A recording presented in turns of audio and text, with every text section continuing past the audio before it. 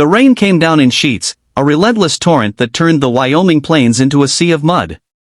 Lightning split the sky, illuminating a figure stumbling through the storm, a woman in a tattered white dress, her veil dragging like a ghost behind her. She collapsed on the porch of a weathered ranch house, her breaths shallow, her body trembling. Inside, a man named Eli Carver, grizzled and solitary, froze at the sound of her fall. For 10 years, he'd lived alone, his only companions the cattle and the wind. Now, fate had dropped a stranger at his door, and with her, a story that would unravel his guarded heart. Eli was 52, with hands calloused from years of mending fences and a heart hardened by loss. A decade ago, his wife, Clara, died in a blizzard, caught in a storm while trying to save a stranded calf. Eli blamed himself, he should have gone instead, should have known the storm was coming. Grief carved a hollow in him, and he'd chosen isolation over healing, retreating to his ranch at the edge of nowhere.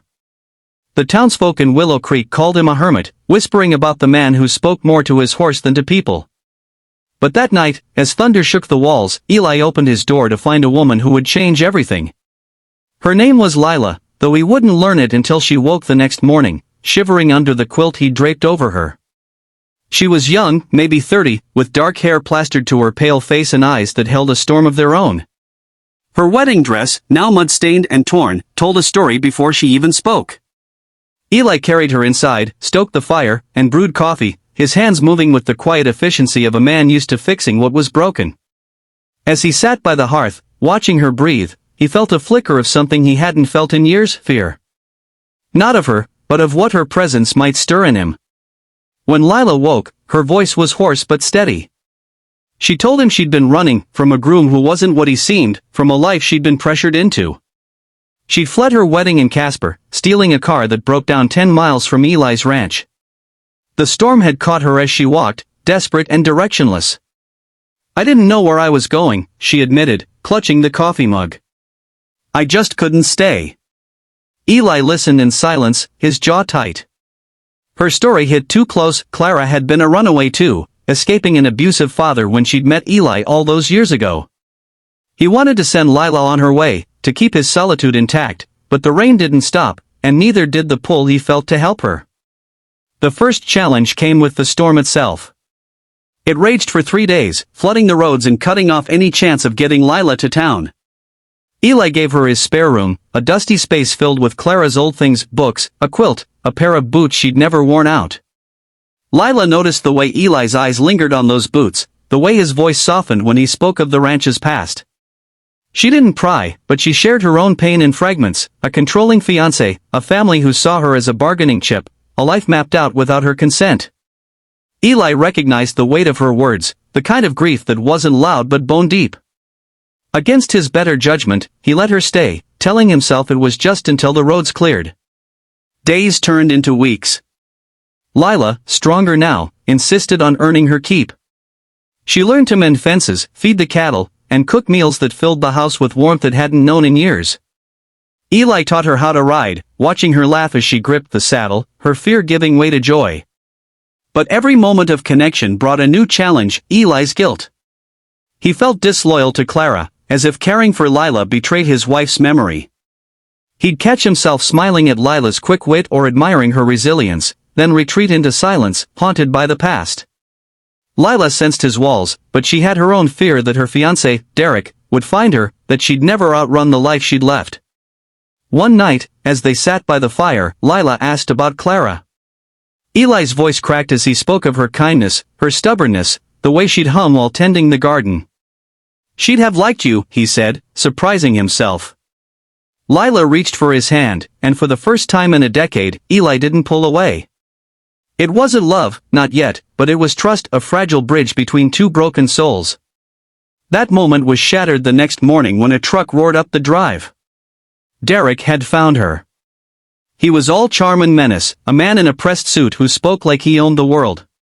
"Lila, darlin', you've had your fun," he said, ignoring Eli. "Time to come home." Lila froze, her courage faltering. Eli stepped between them, his voice low but firm. "She's not going anywhere she doesn't want to." Derek laughed, but there was a cold edge to it. He tried to intimidate Eli, mentioning connections in Casper, threats of legal trouble. Eli didn't flinch, he'd faced worse than men like Derek. The standoff ended when Lila found her voice, telling Derek she was done, that she'd rather face the world alone than live in his shadow. Defeated, Derek left, but not before warning her she'd regret it. The confrontation forced Eli and Lila to face their fears. Lila realized she couldn't keep running, she needed to build a life, not just escape one. Eli admitted he'd been hiding, using Clara's memory as an excuse to avoid living. They decided to help each other heal. Lila enrolled in online courses, dreaming of becoming a teacher, something her family had never allowed.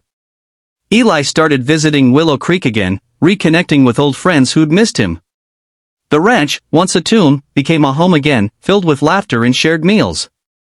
But healing wasn't linear. Lila had nightmares about Derek, and Eli struggled with guilt every time he felt joy. One evening, as they repaired a fence under a pink sunset, Lila asked Eli why he kept Clara's boots in the spare room. He confessed he couldn't let go, afraid moving on meant forgetting her. Lila, tears in her eyes, told him Clara wouldn't want him to live half a life. "You're not betraying her by being happy," she said. "You're honoring her by living." Those words broke something open in Eli, and he wept for the first time since Clara's death. Months passed, and the ranch thrived. Lila stayed, not as a guest but as a partner. Their bond deepened, not into romance but something richer, a chosen family built on mutual respect. When Lila got her teaching certification, Eli threw a small party, inviting folks from town. The night was warm, filled with music and stories, and Eli felt Clara's presence, not as a ghost but as a blessing. Lila, too, found peace, her past no longer a shadow but a chapter she'd survived. As the camera pans over the ranch at sunset, Eli and Lila stand side by side, watching the cattle graze.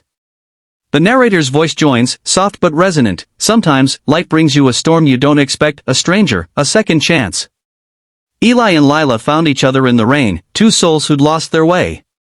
Together, they learned that healing isn't about forgetting the past but carrying it forward with courage. Their story reminds us, no matter how long you've been alone, hope can find you, right on your doorstep. The screen fades to black, leaving a message: live for those you've lost, and for the life you still have.